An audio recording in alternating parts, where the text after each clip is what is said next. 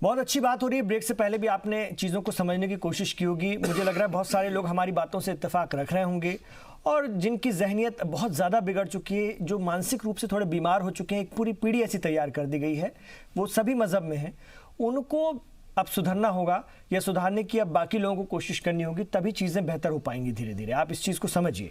मैं एक बार फिर शोएब के पास जाना चाहूँगा कि हम तो सीधी तस्वीरें दिखा रहे हैं, वहाँ पर जो लोग सोचिए वो क्या चाह रहे हैं, क्योंकि जो इससे मुतासिर होता है, प्रभावित होता है, उसको भुगतना पड़ता है। और आप ये हमेशा समझिएगा, बिजनेस करने वाले लोग, बाजार के में अपने दुकानें रखने वाले लोग, वो किसी भी मजहब के हो सकते हैं, और उसमें भी छोटे दुकानदार, वो सबसे ज़्यादा शोएब इस तरह की चीज़ों से प्रभावित होते हैं।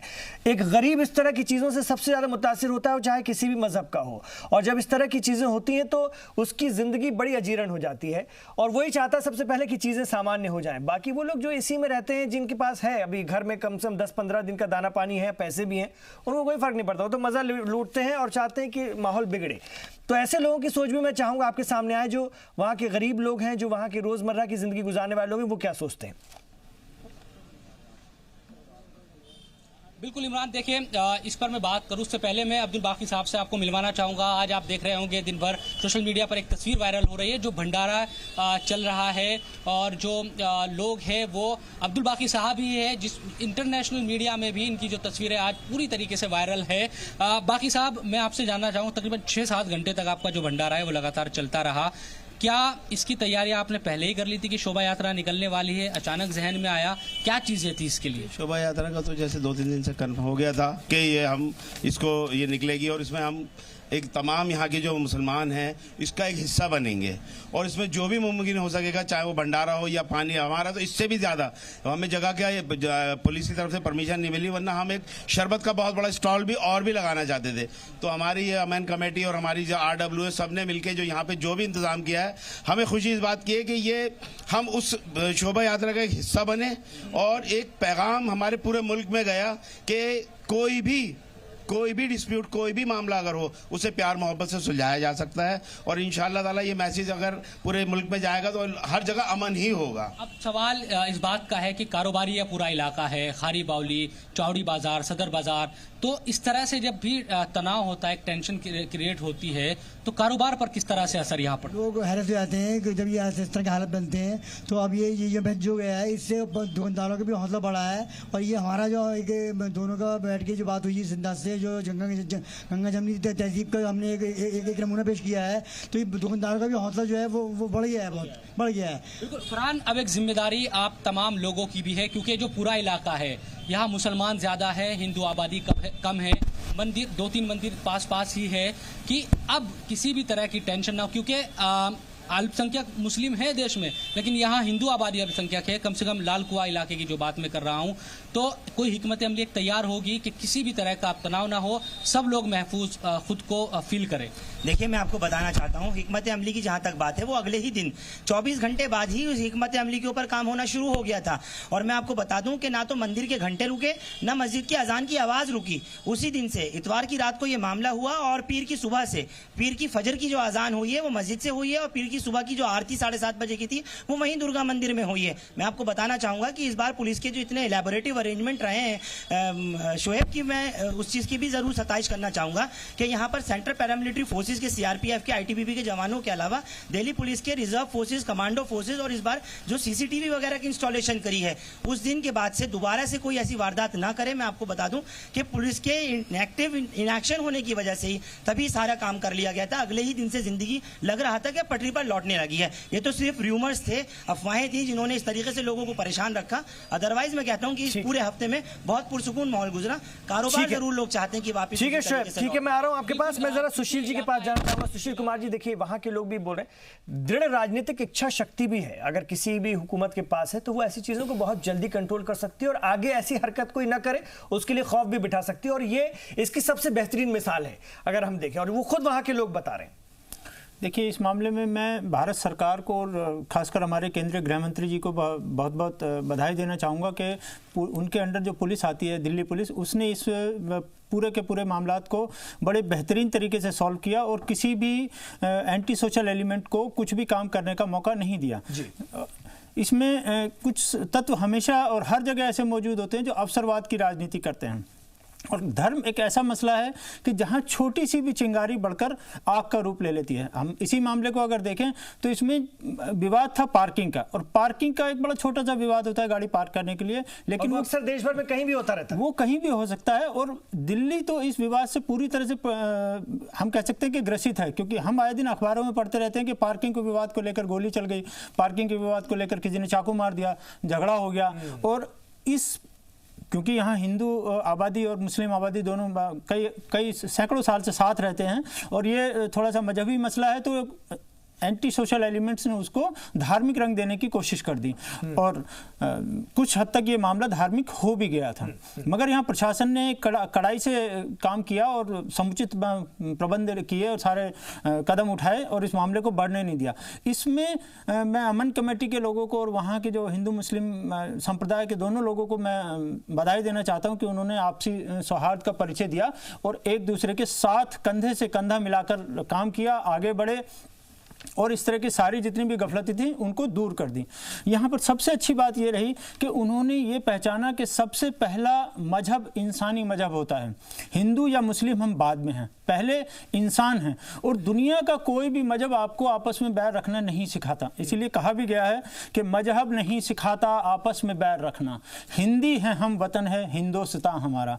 हिंदुस्तान में हम देखेंगे कि सैकड़ों संस्कृति के लोग साथ रहते हैं और हजारों सालों से एक साथ रहे हैं, एक साथ उन्होंने तरक्की करी है, एक साथ विकास किया है, एक दूसरे के सुख दुख में भाईचारे का परिचय देते हुए उन्होंने हिंदुस्तान के विकास में योगदान दिया है। इसीलिए इसको हम हिंदू मुस्लिम और गंगा जमनी तहजीब भी कहते हैं। और ये हौज काशी वाले मामले में हमने देखा इस गंगा जमनी तहजीब की एक बहुत अच्छी मिसाल हमने कायम की है। ठीक है सर, मैं आऊँगा आपके पास।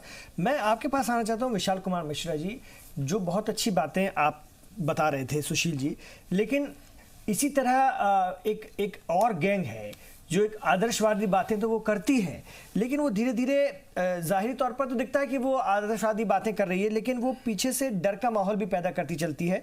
अगर अकलियतों के हवाले से ही बात करें तो उनको भी डराने की कोशिश है कि तुम मोमबत्तियां लेकर निकलो, और ये टुकड़े टुकड़े गैंग को भी सपोर्ट करने वाली गैंग यही होगी, और अगर ऐसे नहीं निकले तो फिर आगे तुम्हारे साथ और बुरा हो सकता है। तो कहीं ना कहीं खौफ का माहौल बैठाने की भी एक पूरी कोशिश चलती रहती है। एक तरफ से वो अक्सर हम देखते हैं वो आदर्शवादी दिखते हैं ऊपर से, मैं किनका जिक्र कर रहा हूँ, किस तरह के लोगों का और मेंटलिटी का आप समझ रहे होंगे, तो उन पर भी कहीं ना कहीं ये जवाब उनको भी है।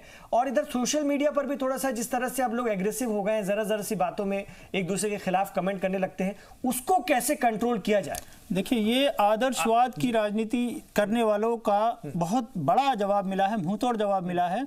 वो आदर्शवाद की राजनीति के नाम पर अवसरवाद की राजनीति करते हैं, और हिंदुस्तान में किसी भी शहर में कोई भी छोटा सा मुद्दा हो जाता है, वो मुद्दे का रंग बदल देते हैं, मुद्दे का रूप बदल देते हैं। और मजहब एक ऐसी चीज है, किसी भी चीज को अगर मजहब से जोड़ देते हैं उसके डायमेंशंस अलग हो जाते हैं, तो समाज उसको सोचने समझने की क्षमता थोड़ी सी कम हो जाती है। ठीक है, मैं आ रहा हूं आपके पास। सर विशाल जी, मेरा ये सवाल आपसे भी है, कैसे देखें इसको? देखिए इमरान भाई, ऐसा है कि अगर आप इस पूरे घटनाक्रम को देखें तो इस पूरे घटनाक्रम में जो सांप्रदायिकता का रंग घोलने की कोशिश की गई, ये कोई पहली घटना नहीं है। इसकी जो जड़ें हैं वो बहुत पुरानी हैं, और इसमें कहने में मुझे कोई संकोच नहीं है कि ये जो कुछ भी आज के जिस दौर में हमारे समाज में ये भ्रम है, ये सिर्फ और सिर्फ फिरका परस्त लोगों द्वारा समय समय पर अपने पर्सनल यूज के लिए किया जाता है। आप बात करें प्राचीन भारत के बाद, जब पहली बार भारत पर अरबों का आक्रमण होता है 712 एडी में, मोहम्मद बिन कासिम करते हैं, तो आप मुझे बताइए कि उन्होंने जजिया लगाया? क्या उन्होंने किसी प्रकार का कोई मतभेद पैदा किया? नहीं। उसके बाद टर्क आते हैं, तुर्क आते हैं, महमूद गजनवी ने आक्रमण किया, लूटना उद्देश्य था। मोहम्मद गौरी आते हैं, उसके बाद तुर्क आते हैं। मैं ये बताना चाहता हूं कि आप मुझे बताएं, यहां पे कभी भी इस तरीके की माहौल पैदा करने की कोशिश नहीं की गई। आप देखिए, मोहम्मद बिन तुगलक वो जैन संतों के साथ भी पार्टिसिपेट करते थे, दीपावली भी मनाते थे, और सूफी संतों के खानख्वाह में भी रहते थे। अकबर को ले लीजिए आप, सुलह कुल की बात की उन्होंने, दीन इलाही का कंसेप्ट दिया कि ईश्वर एक है। तो जब ये हमारी तहजीब रही तो फिर ये कहां से आ गया कि इस प्रकार के सांप्रदायिकता का रंग घोला जाए। इसको कहने में कोई दो राय नहीं कि ये सब ब्रिटिश की देन है। और तथाकथित आजादी के बाद स्वतंत्रता आंदोलन के दौरान जो ये लेकिन सर नहीं अब बात सुनिएगा, हम लोग क्या अब इस लायक भी नहीं बन पाए हैं? नहीं, मैं बता रहा हूं ना कि नहीं बन पाए कि ब्रिटिश की पिछले 67 सालों में, पिछले 67 सालों में मुस्लिम कम्युनिटी को केवल और केवल एक वोट बैंक के रूप में इस्तेमाल करके ये भ्रम फैलाया गया कि आप मुस्लिम हैं और आपके लिए ये चीज करना इजाजत नहीं देता, पीड़ित भाव जगा दिया। और दूसरी बात मैं ये कहना चाहूंगा, ये जो धर्म गुरु होते हैं तथाकथित लिबास ओढ़कर जो आगे आते हैं कि हम आपकी नुमाइंदगी कर रहे हैं, उनको मालूम है कि जिस दिन जनता जागरूक हो गई उस दिन उनकी दुकान बंद हो जाएगी, इसलिए वो उन फिरका परस्तों का साथ देते हैं और तब ये समाज में मतभेद पैदा होते हैं। आप मुझे बताइए कौन सा मजहब कहता है, कौन सा धर्म कहता है कि आप वैमनस्यता की बात करें? इनको धर्म की परिभाषा मालूम है। जितने भी मौलवी नेता हैं या हिंदुओं के तथाकथित नेता हैं, इनको धर्म की बात मालूम है। धर्म है क्या? धर्म बना है संस्कृत के वर्ड ध्र से, जिसका मतलब होता है धारण करना। क्या धारण करना? नैतिकता धारण करना। क्यों? क्योंकि समाज में व्यक्ति है और समाज है, तो कहीं ऐसा ना हो कि व्यक्ति समाज के बलबूते पर आगे बढ़ जाए, समाज का नुकसान हो या समाज व्यक्ति का नुकसान कर दे, तो एक कोड ऑफ कंडक्ट होना चाहिए। ठीक है। तो ये जो तथाकथित चीजें हैं ये फैलाई जाती हैं और इसका सबसे बड़ा कारण है अशिक्षा। और ये बात सही है कि मैंने बहुत नजदीक से इस चीज को ऑब्जर्व किया है कि मुसलमानों को 2 कदम आगे बढ़कर अब हिस्सेदारी निभानी होगी कि नहीं, जो कुछ हुआ वो हुआ, अब हमें एक नए भारत का निर्माण करना है और इन तथाकथित फिरका परस्ती लोगों के बहकावे में नहीं आना है। ठीक है, ये बड़ी बात है, ये बड़ी बात है। क्यों? क्योंकि ये जहन में हिंदू कर रहा है, ठीक है, मुस्लिमों को भी आगे आना चाहिए कि दिखे कि यस ये हो रहा है। आप दीपावली में पार्टिसिपेट कर रहे हैं, आप होली में पार्टिसिपेट कर रहे हैं, रंग लगना हराम है। कहां लिखा हुआ है मुझे आप बताइए? रंग हराम है। ये बातें कौन डालता है दिमाग में? और इसका एक मैं आपको एग्जांपल दे दूं भाई, एक लाइन दूंगा, एक लाइन दूंगा, एक मिनट। कमर्शियल अभी बहुत जल्दी न्यूज में था, एक छोटा सा एग्जांपल दूंगा कि वंदे मातरम कहना हराम है, नहीं कहेंगे, ये भी तथाकथित। अब मैं एक एग्जांपल दे रहा हूं। क्यों भाई? मातरम माँ, वंदे माने पूजा करना। कौन धर्म कहता है कि आप अपनी माँ की पूजा ना करें? ये इस प्रकार की जो तथाकथित इसको ऐसे भी ले सकते हैं, इसको ऐसे भी ले सकते हैं कि कोई कौन सा मजहब कहता है कि हम अपनी माँ को सलाम ना करें, वंदना ना करें, पूजा ना करें, और कौन सा धर्म कहता है कि हम आपस में वैमनस्यता फैलाएं? तो इसलिए ये चीजों को समझना होगा। और मतलब आपकी बातों से मुझे जो इतना समझ में आ रहा है कि अब हमारे अपने अपने जो स्कॉलर्स हैं, उलमा हजरात हैं, धर्मगुरु हैं, उन तमाम लोगों को भी कॉन्सेप्ट क्लियर करने पड़ेंगे और कुछ ऐसे रास्ते तो निकालने पड़ेंगे बीच के, अपने लोगों को पढ़ाना पड़ेगा, समझाना पड़ेगा और क्या गलत रास्ते में निकालने पड़ेगा, कैसे हम जुड़े। सुना मेरा इशारा, आप समझ रहे हैं। हम यहाँ पर अगर हम देखें तो इसको हम इस तरह से भी हम कह सकते हैं, कम से कम हम अगर ख़ासतौर से हमें तो सब देखते हैं जी सलाम को, क्योंकि उर्दू तो मोहब्बत की ज़बान है और सभी की ज़बान है।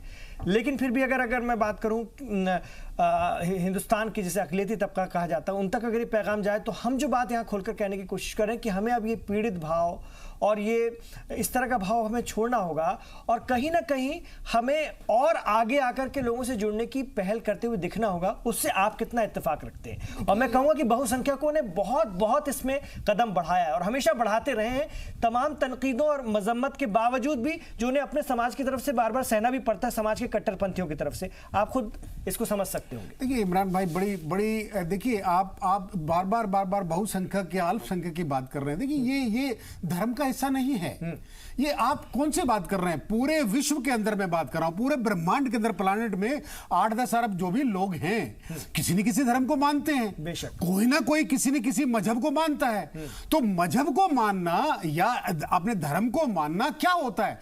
धर्म तो वास्तव में कुछ होता ही नहीं है। धर्म कर्म क्या होता है? धर्म कर्म तो केवल स्वर्ग तक लेके जाता है। धर्म कुछ नहीं होता है। हम अगर जब मैं बहुत गूढ़ फिलोसफी नहीं बताऊंगा, गुड फिलोसफी तो केवल आप वहां आके हमारे आश्रमों में रहिए, आइए, हम बताएंगे आपको। वो व्यक्तिगत गुरु शिष्य की परंपरा है हमारे यहाँ, वहां आइए फिर बताऊंगा मैं आपको।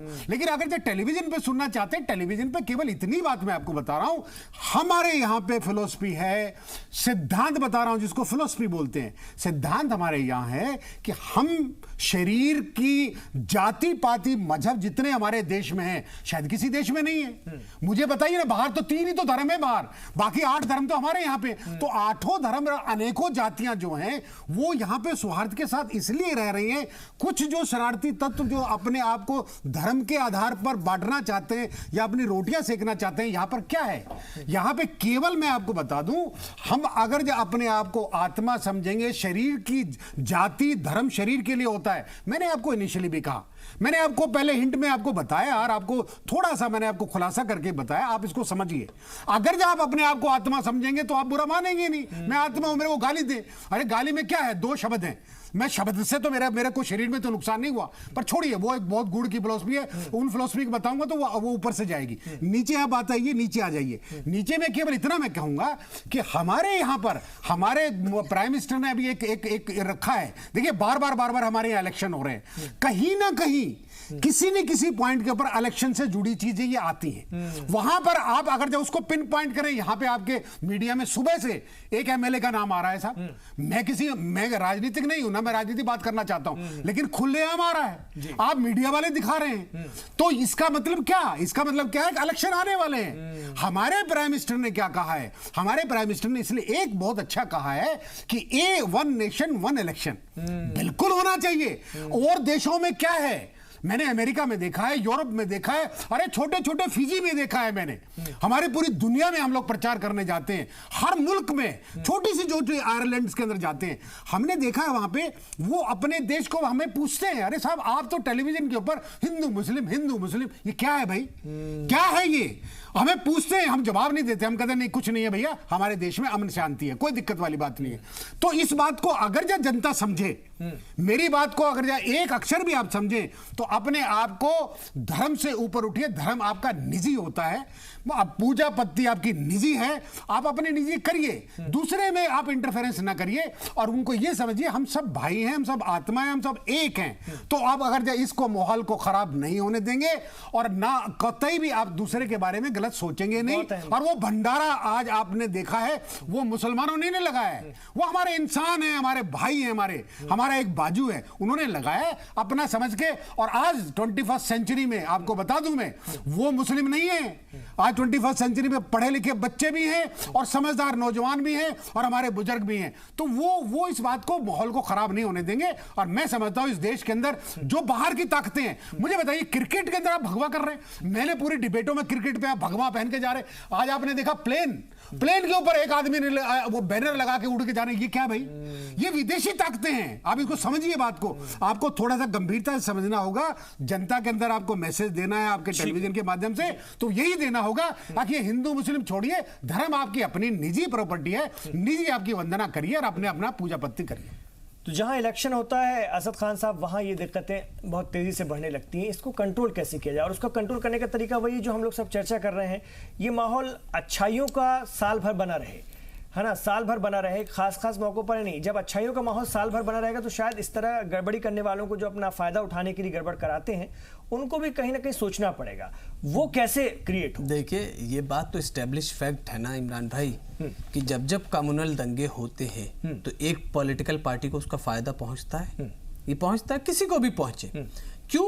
क्योंकि ये दंगे इसीलिए किए जाते हैं ताकि पोलराइजेशन किया जा सके, वोट्स का कंसोलिडेशन किया जा सके। अभी जैसे हमारे को पैनलिस्ट बता रहे थे महमूद गजनवी और स्लेव डायनेस्टी, और वो अगर आप लेटर ऑन आए 1835 के अंदर जो लॉर्ड मैक्लाउ ने लेटर लिखा, मैंने अक्सर आपके और दूसरी डिबेट्स में भी कहा, लॉर्ड मैक्लाउ ने एक लेटर लिखा जब उसे हिंदुस्तान भेजा गया था कि आप जाके हिंदुस्तान में ये देख कर आइए कि हम हिंदुस्तान को कैसे गुलाम बना सकते हैं, हिंदुस्तानियों को कैसे हम कंट्रोल कर सकते, कैसे नियंत्रण में ला सकते हैं।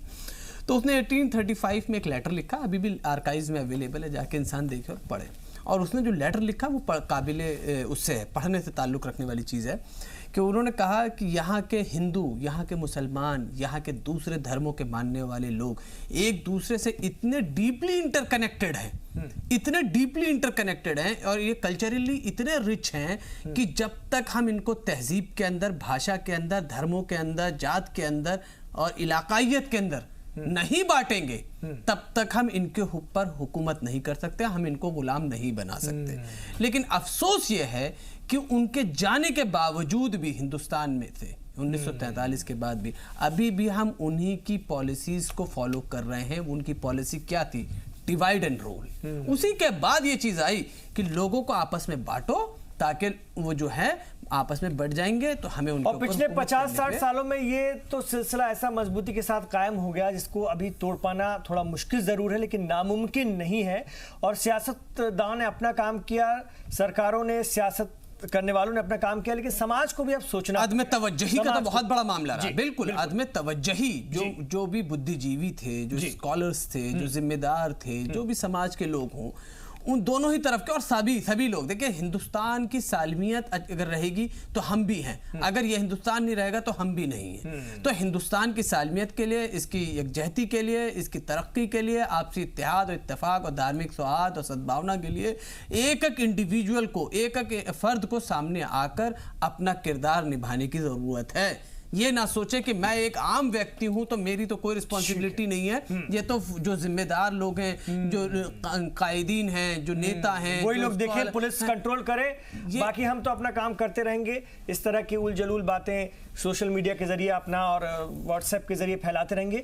ये बहुत बड़ी बात है कि हर एक को अपनी जिम्मेदारी को समझना पड़ेगा। एक इंसान, समाज, देखिए समाज बनता है एक एक फर्द से। बहुत अहम बात है सर। बिल्कुल, मेरे पास वक्त खत्म हो गया। आप तमाम लोगों का शुक्रिया। अच्छी पॉजिटिव चर्चा रही, अधूरी बात रह गई, लेकिन हम और इस पर बात करेंगे। आज तो ये पैगाम गया और जी सलाम तो इस पर हमेशा बात करता रहा है। ये मंच है और सबके खिड़की दरवाजे खुलने चाहिए। हो सकता है किसी कोई बात कड़वी भी लगती हो, लेकिन कुछ कड़वी दवाएं पी लेनी चाहिए आगे के लिए, ताकि बीमारियां खत्म हो। इस पर हम बात करते रहेंगे आगे भी। बहुत शुक्रिया दिल्ली का, दिल्ली के लोगों का, जो उन्होंने बहुत अच्छा पैगाम दिया। दिल्ली से संदेश देश में जाता है। उम्मीद है कि संदेश पूरे देश में फैला होगा।